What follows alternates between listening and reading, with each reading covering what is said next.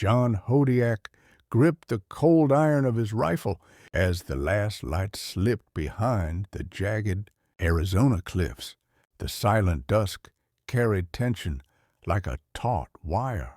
He had ridden into Toma Canyon searching for 3 missing miners, but what he found was ambush, betrayal, and a fight he hadn't asked for.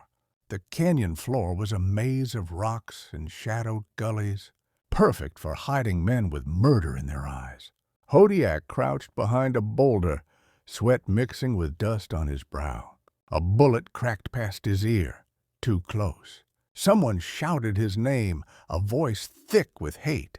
It belonged to Rafe Calder, a man whose greed was as sharp as the spurs on his boots. Hodiak steadied his breath. 3 shots echoed from the cliffs above, signals, not warnings. They had circled him. He slid down into a narrow wash, boots splashing through a thin trickle of water. Night swallowed the canyon, but he could feel the hunters closing in. He needed higher ground. He scrambled upward, using roots and jutting rock to pull himself along. Another gunshot flared, stone shattered inches above him. He didn't stop. Reaching a ledge, Hodiak flattened himself against the cliff wall. The moon cast a dim silver glow, revealing movement below. 3 figures creeping in, Rafe's men. They carried rifles and the confidence of jackals chasing wounded prey. Hodiak dropped into a crouch and waited. The first man passed beneath him with a silent lunge. Hodiak swung down, knocking the rifle aside and striking him hard enough to send him sprawling. Before the second man could react, Hodiak rolled, grabbed the fallen rifle, and fired.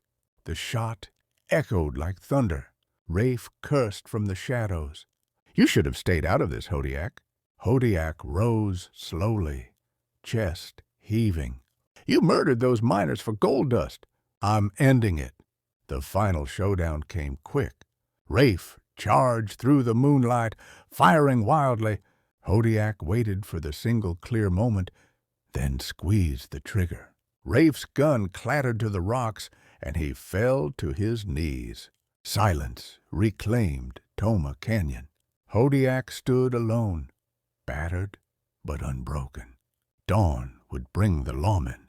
For now, he simply breathed, knowing he had survived the ambush and ended a darkness that had festered too long in the Canyon's shadow.